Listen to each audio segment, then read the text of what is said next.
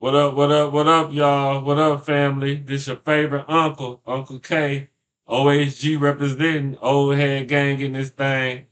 And here we about to watch another little video. And this one is about a rapper named Rambo, a rapper who unalived 3 people and burned witnesses. This coming from Louisville. I guess they getting down in Louisville. We finna see. Let's get to it, all right? Y'all have a good one. Let's ride. Night falls on Louisville's skyline, city lights reflected in the Ohio River. But in the shadow of downtown, in the crumbling West End, a different rhythm played out.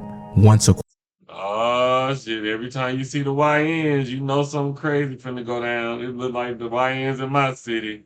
Boy, I'm telling you, YNs look like YNs wherever they is. Boy, it don't matter whether they're in Kentucky, Mississippi, or California, boy. A YN is a YN, boy. Gotta love them.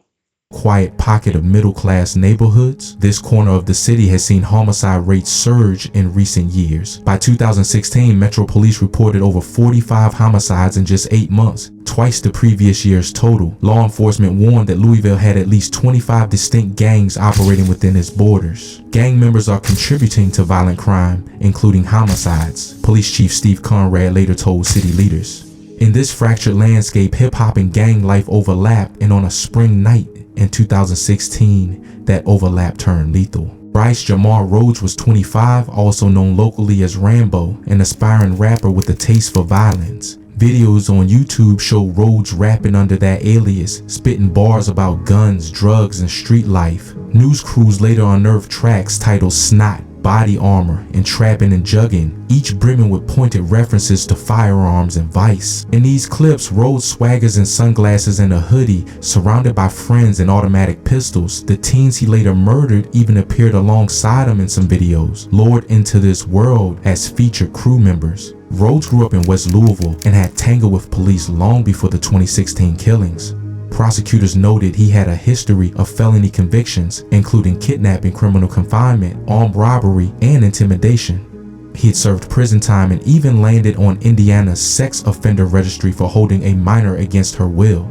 After release, Rhodes dove into music, using it both as art and street propaganda. On social media, he styled himself as part of the Dog Food Gang, posting that title on his Facebook page. Investigators later noted that Dog Food Gang appears to be a local spin on a California Bloods faction, tying Rhodes to a broader gang subculture rooted in Compton's Blood family. In short, the rapper lived a double life.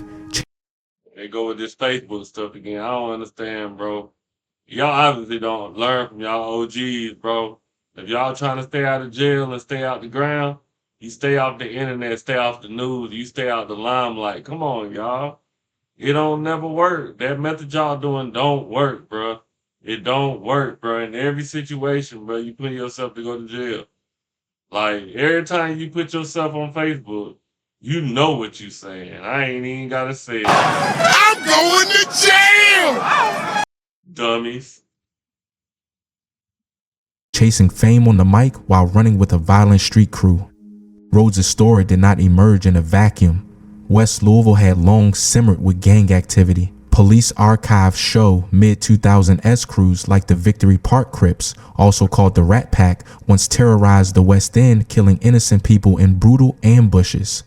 More local news here at 5. Federal agents are explaining why they are so desperate to find a pair of fugitives on the run in the Louisville area. U.S. Marshals and ATF agents tell us that Jacoby Summers and Jerlyn Horton are part of a new generation of the Victory Park Crips, a gang. Well, Doug, investigators believe that these 2 men affiliated with the Victory Park Crips gang is responsible for a large number of the fentanyl deaths in the city, which is why they're trying to bring attention to this case. Investigators tell me the sooner they get them off the streets, the better.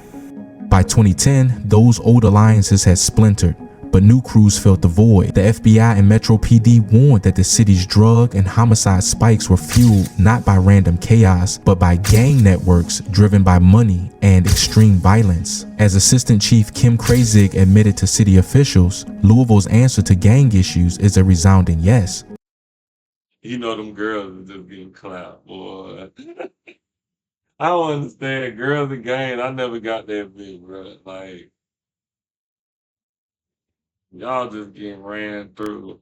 Oh, yes, Daddy.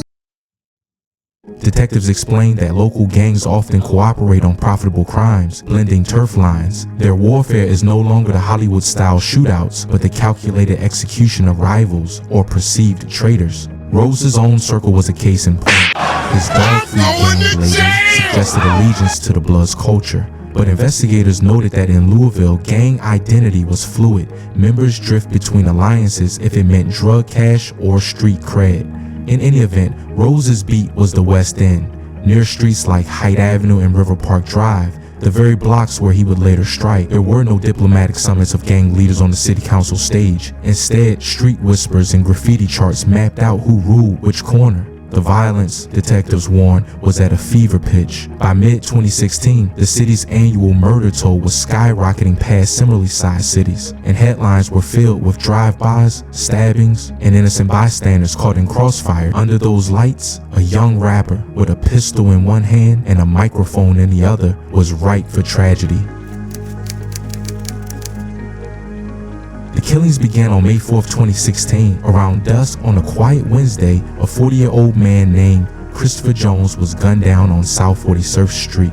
He had been riding with Rhodes and two teenage brothers, 14-year-old Larry Ordway and 16-year-old Maurice G. Gordon, when shots rang out. A later co-defendant, Juan Carter, told jurors that he was trailing behind in a truck when Rhodes suddenly stepped out of the car and shot Jones at close range. Jones stumbled but managed to drive to the hospital where he died hours later. No obvious motive emerged. Jones had no known gang ties, but law enforcement now considered it a sling inside this circle, not a random act. Less than 3 weeks later, on May 27, 2016, the bodies of the Ordway brothers were discovered behind an abandoned house on River Park Drive.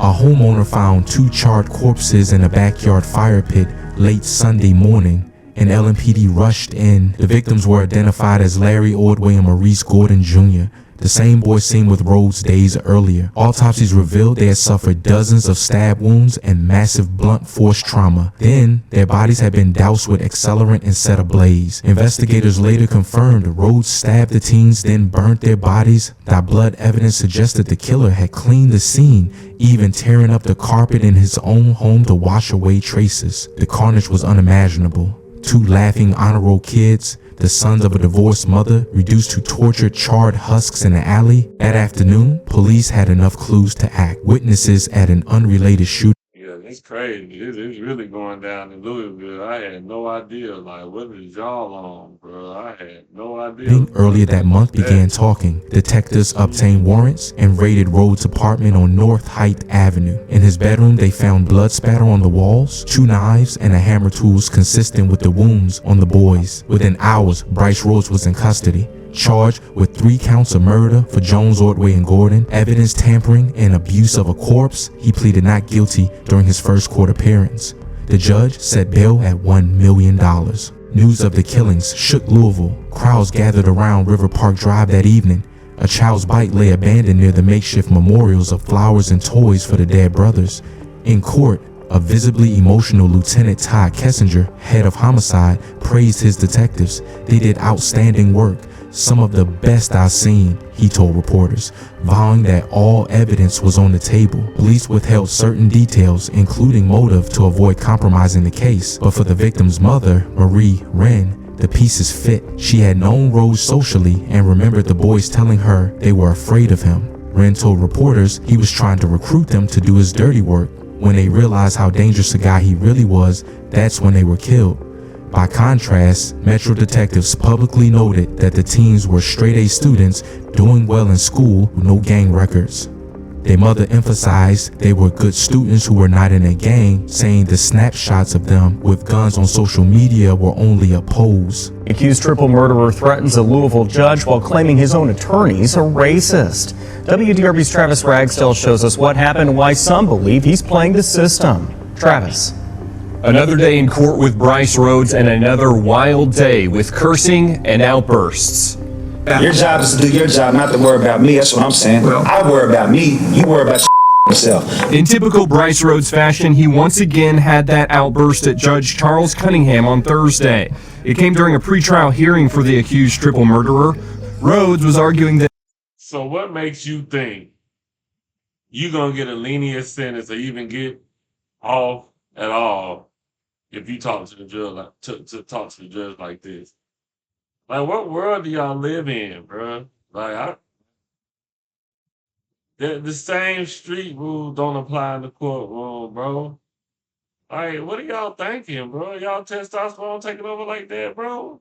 Well, y'all just love jail. Like, I couldn't imagine going to jail. I mean, going to court and talking to a judge like this. Like, especially after you supposedly are being charged or accused of murder. You worry about yourself. I'm sorry, guy. That kind of confirms what they believe, that you seem like a hothead that will do something. Let's see. Let's look at this again. A wild day with cursing and outbursts. Your job is to do your job, not to worry about me. That's what I'm saying. Well, I worry about me. You worry about yourself. In typical Bryce Rhodes fashion, he once again had... He's a judge. He's worrying about the case. Man, you stupid. You deserve to be in jail. I'm going to jail! Whip your ass again. Go to jail again. I'm going to jail! that outburst at Judge Charles Cunningham on Thursday. It came during a pretrial hearing for the accused triple murderer. Rhodes was arguing that detectives are framing him for the May 2016 murders of Larry Ordway and Maurice Gordon. He's also accused of shooting and killing 40-year-old Christopher Jones around the same time. Two Louisville homicide detectives, Mr. Tonelli and Mr. Griffin, both fabricated testimony and evidence they committed perjury. He's facing the death penalty and, for the third time, wants a new attorney. You're not trying to give me a fair chance, effective counsel. Well, who do you think I should give you as a lawyer? I'll write the Bar Association and the ACLU. Ordway and Gordon were found stabbed to death and burned in the backyard of a West Louisville home. After Rhodes' outburst in court Thursday, you worry about yourself. He had some parting words for Judge Cunningham. You're gonna find out, though. You're gonna find out real quick. Have fun in that cell, boy. You gonna be somebody's bitch. Oh, yes, Daddy. Oh, yes. I'm saying. All that tough talk, that look good to people in suits in the courtroom. Oh yeah, they gonna have fun with you. Rip Capo, they gonna be saying Rip Rambo. In the weeks that followed, Louisville's internet chatter exploded. Local message boards and Facebook threads offered theories. Some callers suggested Rhodes had marked the teens as snitches after the shooting of Jones. Others wondered if it was a gang initiation gone wrong. These rumors ran rampant even though police had not released such a motive. What was clear was the city's horror. Playgrounds fell eerily silent after dark, and parents of teens everywhere worried that another predator lurked under the cover of rap lyricism. As one local pastor told the Courier-Journal, this wasn't a fight between gangs, it was something more calculated, and it hit everyone close to home. By late spring 2016, Bryce Rhodes was formally indicted on multiple felony counts, yet the full truth of why Jones and the two boys were killed was still unfolding. Even before the River Park Drive killings, Rhodes had a documented history of brutality. In fact, Louisville police records show Rhodes was charged with beating his own family. In September 2014, he allegedly grabbed his mother by the throat and punched her in the face while she was at home. Oh no. Throw that nigga under the jail. That's one thing you can't do. You can't assault your mama, bro. Coming from a man who lost his mama, but that's the worst thing you can do in my eyes. Nigga, you are the worst. You're an animal. The hell? He looked like some type of animal like that, though. I can't lie to you. He tried to sound all smart in the courtroom, using words that you probably didn't even know that meaning to. Bro, get the fuck out. I mean, sorry. Get out of here with that, bro. A year later, in July 2015, he brutally attacked his girlfriend, punching her repeatedly as she cradled their infant child. These assaults earned him separate domestic violence charges and painted a chilling portrait of Rhodes' capacity for violence. In short, Long before the triple murder, Rhodes had already been convicted of violent felonies. Clark County, Indiana prosecutors later noted that his criminal record included armed robbery, intimidation, and criminal confinement, kidnapping. One prior case involved abducting a minor, so serious that Rhodes was placed on Indiana's sex offender registry for criminal confinement of a victim less than 18 years old. In other words, Rhodes had an established pattern of violent crime, guns, threats, and physical confinement well before 2016. Rhodes allegedly attacked his elderly mother at home, grabbing her by the neck and striking her face. Police charged him with felony assault after the incident. While his rap videos and alias Il Rambo Guzman projected a gang image, investigators found no evidence of other gang homicides beyond 2016. A Louisville news report noted a Facebook profile in his name listing Dog Food Gang as his occupation, a nod to a Compton blood set, but police never identified an actual dog food gang operating here. In fact, Rhodes himself downplayed any gang ties when questioned. One detective bluntly asked him what gang he or his friends belonged to, and Rhodes sneered that he didn't even ask people about their affiliations. He essentially insisted he wasn't connected to any wider crime spree. Prosecutors too did not implicate him in any other killings. The only murders he was ever charged with were the 3 in 2016. In short, outside of court, it was dog speculation. No police file or court record ties Rhodes or any dog food crew to any other homicide. Online chatter has tried to fill that void with rumors, grisly theories, and unconfirmed social media posts, but none had basis in fact. Law enforcement never released information confirmed social media posts. What is that on your head, nigga? Yeah, damn. I see why you mad. Sheesh, somebody messed him up. But none had basis in fact. Law enforcement never released information linking Rhodes to another victim, and no murder weapon or witness in any unrelated case pointed to him. Even the co-defendant testimony in court centered on the known 2016 murders. No witness named new victims or crimes. The only confirmed slayings in Rhodes' orbit remained those he was convicted of. As one local news summary stated flatly, Rhodes was found guilty on all counts in the murder of 3 people in May 2016, and only those 3. Any suggestion of additional victims is currently pure speculation, unsupported by court records or police reports. Yeah, I don't know about that one, y'all. That one he seemed like a fake gangster to me that got in over his head and killed some kids, bro.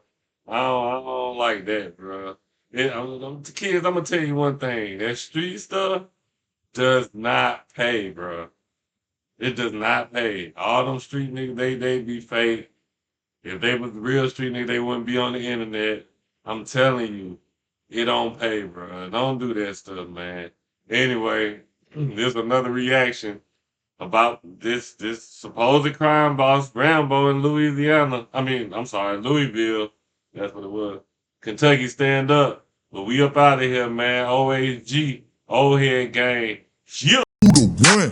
Ain't nobody fucking with the ball. Hype me up. Hype me up.